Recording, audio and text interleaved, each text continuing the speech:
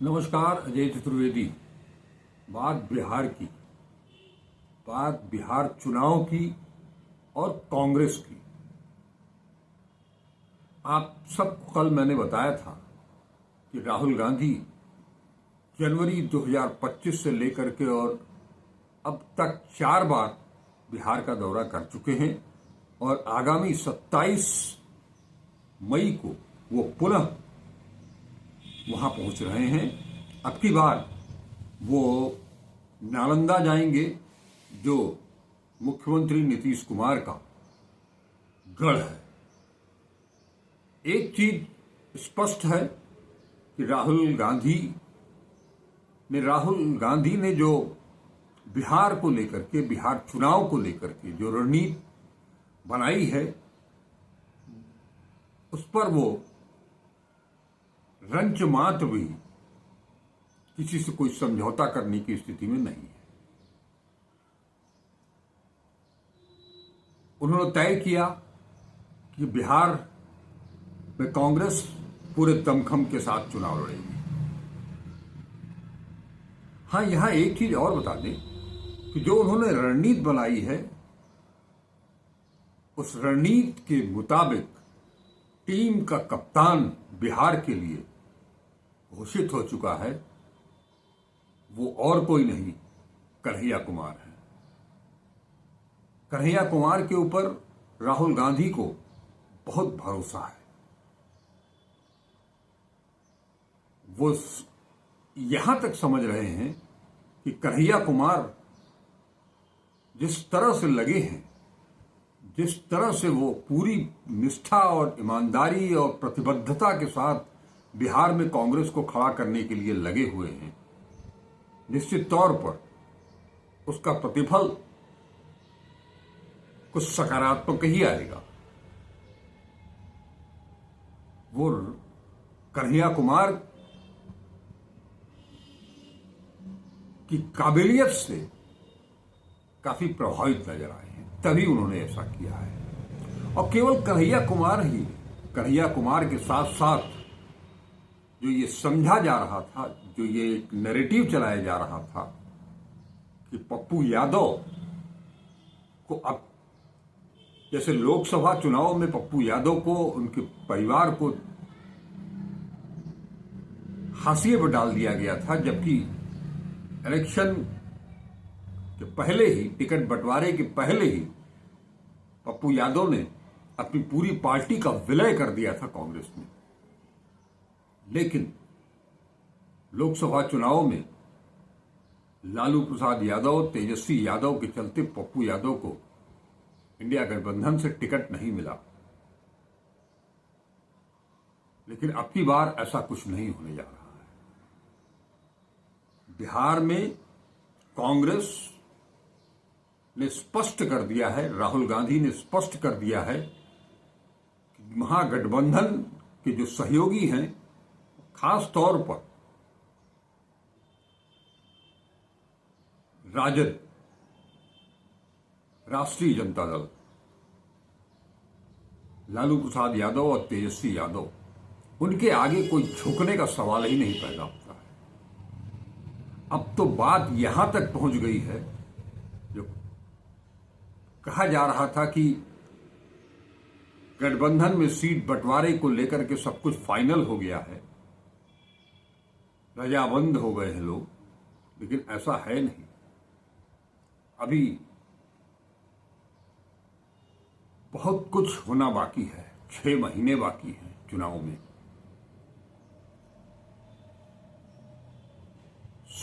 जो बिहार से रिपोर्ट मिली है मुझको, उसके मुताबिक राहुल गांधी ने ये घोषित कर दिया है कि किसी भी कीमत पर वो पिछली बार जितनी सीटें मिली थी, यानी कि 70 से कम पर कोई बातचीत नहीं होगी, कोई समझौता नहीं होगा, कोई गठबंधन नहीं बनेगा। हम 70 सीट पर लड़ेंगे। कहा तो यहां तक जा रहा है कि इस चुनाव के लिए 70 से ज्यादा सीट की डिमांड की गई थी राहुल गांधी की तरफ से, प्रपोजल था वो, लेकिन पार्टी के बिहार कैडर के लोगों ने, वरिष्ठ नेताओं ने उन्हें 70 पर राजी कर लिया। लेकिन यहां राहुल गांधी ये भी कहते हैं कि वो 70 सीटें जो मिलेंगी उसका चयन कांग्रेस करेगी। हमको कहां से लड़ना है ये हम तय करेंगे, सीट हमें भीख में नहीं चाहिए। ऐसा नहीं है कि जहां भारतीय जनता पार्टी या एनडीए मजबूत स्थिति में है वहां एक डमी कैंडिडेट की तरह कांग्रेस का प्रत्याशी खड़ा हो जाए। ऐसा नहीं होने वाला है। हम तय करेंगे कि हमको कहां कहां से लड़ना है। सवाल यह है कि कांग्रेस आखिर अचानक से इन 5 महीनों में ऐसा क्या कर दिया कि वो यहां तक संकेत देने लगी है कि अगर जरूरत आन पड़ी तो वो अकेले दम पर चुनाव लड़ेंगे, लेकिन चुनाव अपनी शर्तों पर लड़ेंगे, गठबंधन अपनी शर्तों पर होगा। हमें किसी की भीख नहीं चाहिए, हमें किसी की दया नहीं चाहिए। हम इतने मजबूत अपने आप को कर लिए हैं और जो बचा कुचा है वो भी इन 5-6 महीनों में कर देंगे कि हम अकेले दम पर चुनाव लड़ सके। सरकार बने न बने, लेकिन बिहार में कांग्रेस को फिर से उसी स्थिति में खड़ा कर देना है जहां 1990 में छोड़ा गया था। कांग्रेस ने प्रत्याशी भी तय कर लिए हैं, वॉर रूम भी खोल दिया है, वॉर रूम का अध्यक्ष भी चुन लिया है, सर्वे भी करा लिया है। अब इतना तो कोई नहीं कर पाया। इतना ही नहीं, बिहार की कुल सीटों के लिए ऑनलाइन आवेदन भी मंगा लिए हैं, क्यूआर कोड जारी करके। इतनी तैयारी इतने पहले से, एक तरह से देखा जाए तो 8-10 महीने पहले से ये कांग्रेस के कल्चर में कभी रहा नहीं है, कभी दिखा नहीं है। कम से कम मैंने नहीं देखा अपने लाइफ कि कांग्रेस इस तरह से किसी राज्य में विधानसभा चुनाव के लिए इतना पहले से तैयारी कर ले। और वो तैयारी लगातार जारी है। जो शुरुआत कन्हैया कुमार ने की थी पलायन रोको नौकरी दो के मुद्दे से, उसके बाद ये जो न्याय संवाद शुरू हुआ है, इसकी श्रृंखला, उसका आगाज किस ढंग से हुआ वो आपने देख लिया। राहुल गांधी को तो आपने देख लिया, राहुल गांधी ने क्या कुछ कर दिया दरभंगा में। लेकिन उसके साथ ही, जैसा मैंने शुरुआत में जब इसकी सूचना दी थी उसी समय बता दिया था कि सभी जिलों में हर जगह जा करके कांग्रेस के बड़े नेता हॉस्टल्स में जाकर के छात्रों से मिलेंगे, उनकी समस्याओं को सुनेंगे और उसका हल निकालने की कोशिश करेंगे। ये पूरा का पूरा, खास तौर पर ये जो छात्रावास में जा रहे हैं, जिनके लिए न्याय की गुहार हो रही है, सामाजिक न्याय के तहत वो जाति जनगणना, वो 50% का आरक्षण का कैप हटाना, अति पिछड़ों, महादलितों, आदिवासियों और गरीब तबके के लिए शिक्षा मुहैया कराना, शिक्षा भी उसके लिए भी जो लड़के, जो बच्चे, जो परिवार हायर एजुकेशन के लिए अपने बच्चों के लिए फीस नहीं जमा कर सकते, वो लोन लेते हैं, तो उसके लिए राहुल गांधी कहते हैं कि उनका लोन माफ किया जाए। कानून के तहत, संविधान के तहत अगर निजी शिक्षण संस्थाओं में, यूनिवर्सिटीज में, कॉलेजेस में आरक्षण की व्यवस्था है तो वो आरक्षण उन्हें दिया जाए।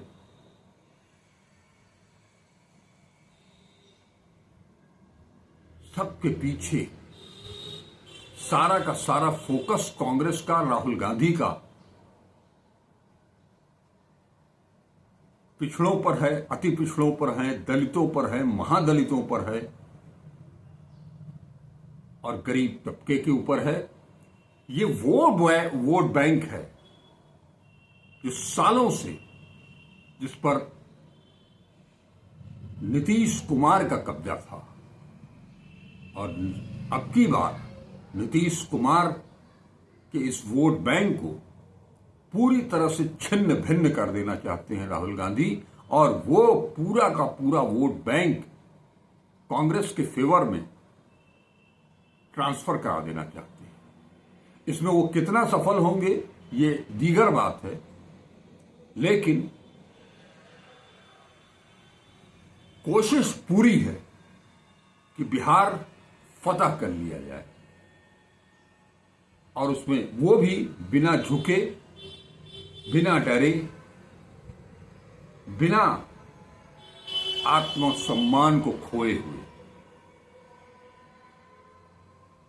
लालू प्रसाद यादव का सम्मान कांग्रेस करती है, करती रहेगी, राहुल गांधी भी बार बार कहे हैं, लेकिन वो सम्मान अपनी जगह है। आपका सम्मान, अपना सम्मान खो करके नहीं। हम एक बड़ी पार्टी हैं, पुरानी पार्टी हैं, राष्ट्रीय पार्टी हैं, हमारा अपना कोई वजूद है। उस वजूद के अनुसार ही, उसके मुताबिक ही हम अपने आप को उसी ढंग से तैयार करेंगे और उसी ढंग से आपसे बातचीत भी होगी हर मुद्दे पर। जो रह करके एक चुनौती एक राजद को मिल रही है, तेजस्वी को मिल रही है, जिससे वो काफी घबराए हुए भी हैं। वो राहुल गांधी को छोड़ना भी नहीं चाहते और उनकी बातों को पूरी तरह से आत्मसात भी नहीं कर पा रहे हैं। अजीब दुविधा की स्थिति है, लेकिन कांग्रेस ने तय किया है कि हम अब हम आपके पीछे पीछे चल रहे थे पिछलग्गू बन करके, वो जमाना निकल गया, वो समय गुजर गया, अब नहीं। अब भारतीय राष्ट्रीय कांग्रेस अगर बात करेगी तो उसका जो रसूख है, उसका जो कद है, उसके अनुसार बात करेगी। और फिर आपको बताया ही कि 27 तारीख को वो पहुंचने वाले हैं नालंदा, और नालंदा में फिर छात्रों से मिलेंगे, क्योंकि ये संवाद श्रृंखला रुकने वाली नहीं है। और भी कार्यक्रम आएंगे, लेकिन उसके साथ साथ ये श्रृंखला जारी रहेगी। कारण साफ है कि राहुल गांधी को अपने सामाजिक न्याय की सोच और उस नारे के साथ ऐसा अब दिखने लगा है कि दलित कांग्रेस की ओर वापस आ रहा है, आ चुका है। मुस्लिम उनके साथ खड़े हैं। 19% दलित हैं, तभी तो दलित को प्रदेश का अध्यक्ष बनाया गया। उनका अपना भी वोट बैंक है, वो विधायक हैं, उसकी तैयारी अलग चल रही है।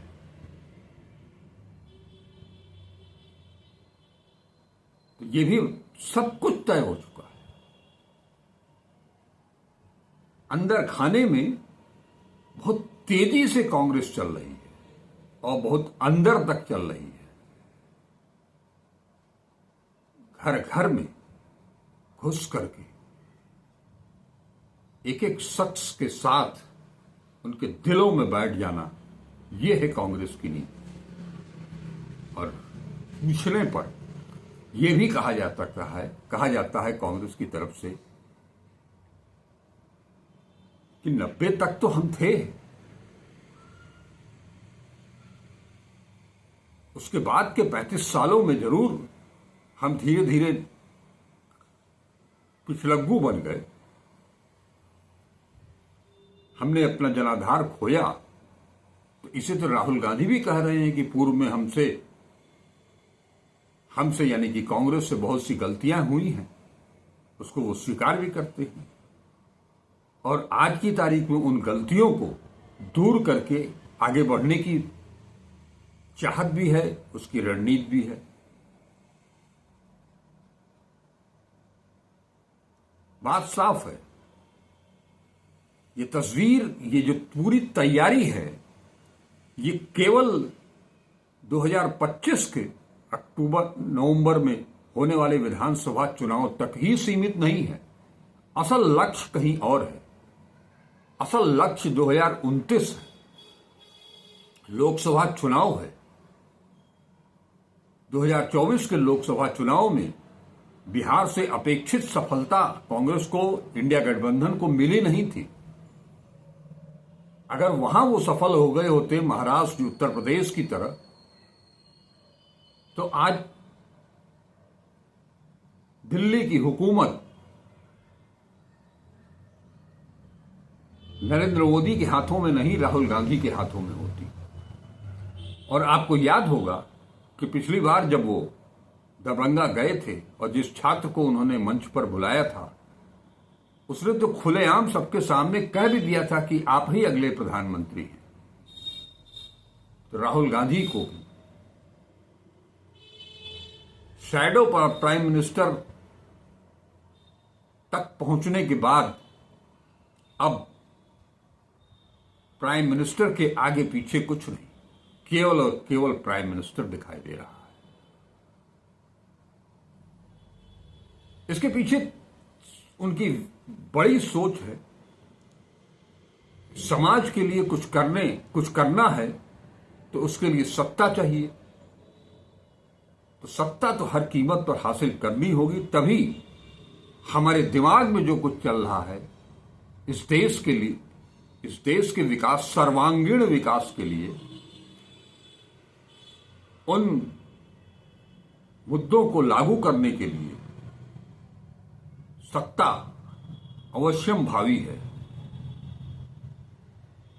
तभी तो वो जब जाति जनगणना का मामला आता है तो वो तेलंगाना का उदाहरण बार बार देते हैं।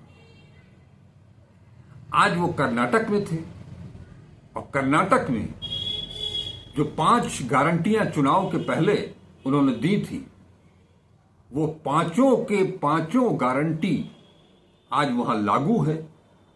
और छठी गारंटी को जो घोषित नहीं थी उसे आज पूरा कर दिया, काफी हद तक पूरा कर दिया। 1 लाख ऐसे लोग जिनके पास जमीन तो है मगर मालिकाना हक नहीं है, उन सब 1 लाख लोगों को आज मालिकाना हक भी दे दिया गया। और मंच से राहुल गांधी ने यह घोषणा की कि अभी करीब 50,000 लोग और बचे हैं।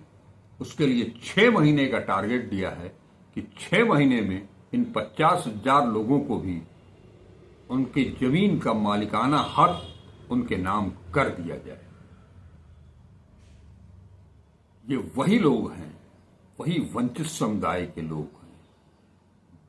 गरीब तबके के लोग हैं, दलित हैं, महादलित हैं, पिछड़े हैं, अति पिछड़े हैं, आदिवासी हैं, गरीब तबका है। और बाकी विपक्ष यानी कि जो अभी सत्ता पक्ष में है, बहुत सारे नारे दिए गए।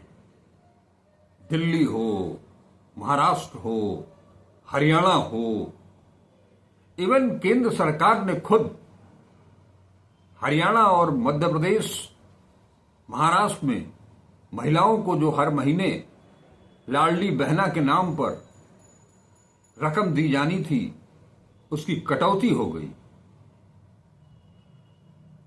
कर्नाटक में नहीं हुई, तेलंगाना में नहीं हुई।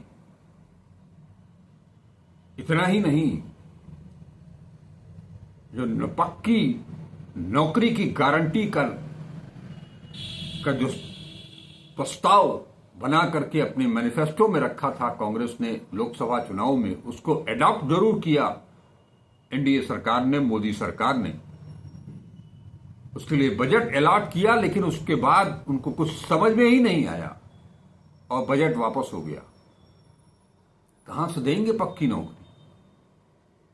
नाम सुन लेने से उसको एडॉप्ट कर लेने में और उसके क्रियान्वयन में बहुत अंतर होता है। प्रस्ताव हमने बनाया है तो उसको कैसे क्रियान्वित करेंगे ये हम जानते हैं। हमसे तो आपने पूछा नहीं। आप हमारी या हमारे लोगों की खूबियां तो खूब पहचानते हैं, लेकिन चाहे लोग हों या नीतियां हों, उस पर वार्ता नहीं करते हैं, मांगते नहीं हैं, चुरा लेते हैं। वो चोरी का पर्दाफाश भी हो चुका है, चाहे वो पक्की नौकरी की गारंटी हो या विदेश जाने वाले डेलीगेशन में शशि थरूर का शामिल होना हो। चलते चलते आपको यह भी बता दें, 27 तारीख को राहुल गांधी वहां पहुंच रहे हैं बिहार, और कहा यह भी जा रहा है कि आने वाले दिनों में अगर बिहार में कैंप कर जाएं राहुल गांधी तो बड़ी बात नहीं होगी। इसके उलट राहुल गांधी के बार बार बिहार जाने और जो दरभंगा में उन्होंने कर दिखाया, उससे प्रधानमंत्री नरेंद्र मोदी और चुनावी राजनीति के चाणक्य माने जाने वाले अमित शाह की भी घंटी बज गई है। समझ में नहीं आ रहा है कि करें तो क्या करें। लिहाजा ऐसा सुनने में आ रहा है कि 29 मई को प्रधानमंत्री भी बिहार जाएंगे। अब ये लड़ाई बिहार की कहीं ज्यादा मजेदार हो गई है, क्योंकि वो तो अभी ऑपरेशन सिंदूर को जिसे सलाम करना चाहिए, जिसे सर माथे पर रखना चाहिए, उनको पीछे करके सेना को कटआउट लगा करके प्रधानमंत्री का जो तिरंगा यात्रा निकल रही है उसका जवाब देने के लिए और केंद्र सरकार से पहलगाम की घटना से लेकर के और सीज फायर तक अभी तो बहुत सारे सवाल पूछे जाने हैं जय हिंद रैली के माध्यम से। तो जय हिंद रैली का नाम आया, जय हिंद कहा मैंने, तो जय हिंद के साथ आज की बातचीत को यहीं विराम दिया जाता है। फिर मिलेंगे, लेकिन आपसे अपील कि वीडियो को पूरा देखें, अपने विचार कमेंट बॉक्स में जरूर दें, लाइक करें और सब्सक्राइब करें।